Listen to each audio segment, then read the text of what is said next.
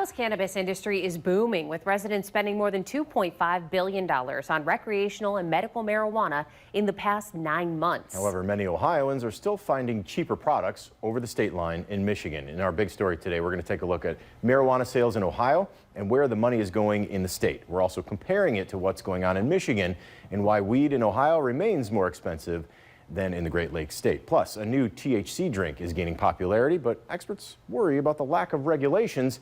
Recreational marijuana is our big story today. According to the Ohio Division of Cannabis Control, recreational marijuana sales continue to increase every single month, with the industry making more than $390 million from recreational sales over the past 7 months. Ohio became the 24th state to legalize recreational marijuana back in November of 2023. Adult use sales in Ohio launched in August of the following year. A 13 Action News spoke with a trade association representative for licensed dispensaries this month about sales. She says there are still some challenges that they're facing before the industry can really take off. We have very strict requirements on advertising here in Ohio right now. Eventually, we would like our members to be able to distinguish themselves as a business and their products. There's still so much growth that can really happen here. Now, despite those advertising hurdles, Robbins says local dispensaries are hitting their goals, with they're positively impacting all parts of the industry. That includes the growers, the processors, the dispensaries, and the deliveries. Robbins adds the industry's future growth could open the door for additional jobs and opportunities. Another challenge hitting the cannabis industry is pricing, with customers often finding cheaper products across the state line in Michigan. Part of the reason is Michigan's markets continue to outpace Ohio's, and it's due to the industry there being more mature. Michigan legalized medical marijuana in 2008 and then recreational marijuana 10 years later in 2018. That is a big head start on Ohio. Still, Ohio is on par with national prices. According to data compiled by the Oxford Treatment Center, the average price for high-quality marijuana in Ohio this March was $330 per ounce. National average, $326. Prices were higher in nearby states. However, Michigan had the lowest price in the region at $290. And those prices are only expected to increase in the coming months. With the recent trade war with China, it's causing some prices to go up at dispensaries. Business owners say the items like the tins, the vape hardware, and even specialized glass are often shipped to the U.S. from China. And the tariff costs ultimately will be passed down to consumers. Experts warn that the higher costs will likely drive more people to the illicit market and drop margins for legal cannabis. Now, business owners insist they're going to try to keep their prices down. Do our best to not pass that on to the customer and stuff, but yeah, that'll probably be like the biggest thing for us is kind of those cartridge batteries, cartridge devices, vape batteries. Dispensary owners admit right now it's still too early to tell what will be impacted by the tariffs. Earlier this year, Ohio Governor Mike DeWine also proposed doubling the state's sales tax on marijuana from 10% to 20%.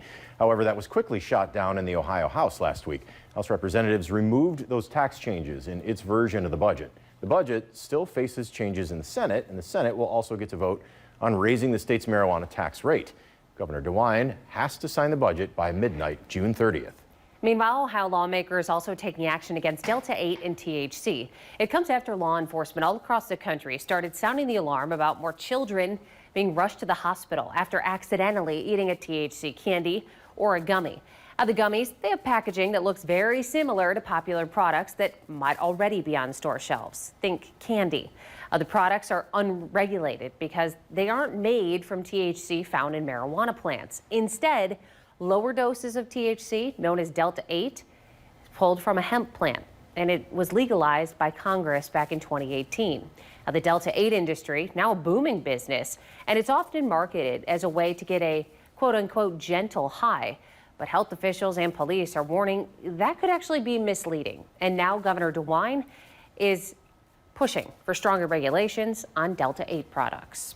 If I'm a teenager, it can get me high or impaired to the point where I can no longer safely operate a car. And if I'm not careful, these products can make me sick. Federal officials, as well as some regulated marijuana and CBD manufacturers, are also pushing for Congress to tackle the issue. Last year, a bill on Delta 8 did go through the Ohio legislature, but it did not make it to the governor's desk. A new bill has yet to be introduced this year. THC beverages, meantime, are exploding in popularity, projected to become a more than $4 billion industry by 2028. However, there are some concerns about those as well. ABC's Ava Pilgrim has the story.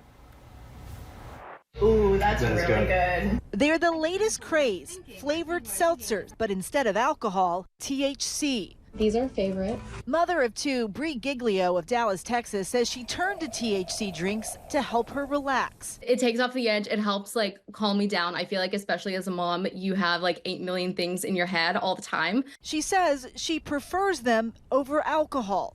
There are no hangovers. I'm not dragging the next day. The number one growing demographic is the soccer mom between 30 and 45. THC seltzers are popping up around the country, everywhere from gas stations to liquor stores, even in states where marijuana sales aren't legal. The reason?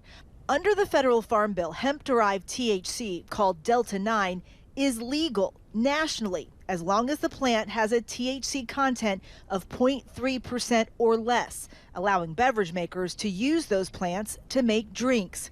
The Coalition for Adult Beverage Alternatives, made up of several popular THC seltzer brand manufacturers, is actually pushing for more regulations on their products. How much are these regulated? It varies state to state, so it is a little bit of the Wild West. We have about 18 states right now that have current regulations in place where they are regulating hemp at the state level, very similar to how alcohol is being regulated.